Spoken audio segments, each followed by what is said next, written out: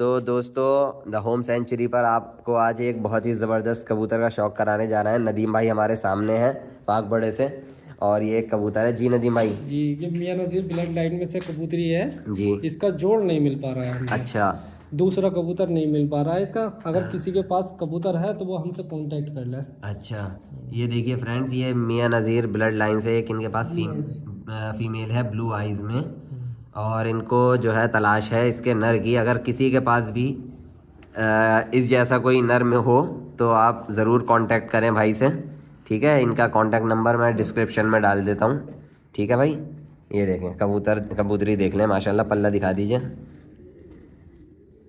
ये देखें पल्ला देख लीजिए इसका, बहुत बढ़िया, बहुत खूबसूरत। ये 8-8 10-10 दिन के दमे से जी। ये कबूतरी जी। दिन के दिन तब बैठेगी, वो भी शाम को। अच्छा जी भाई। ये देखें बहुत बढ़िया भाई, ठीक है।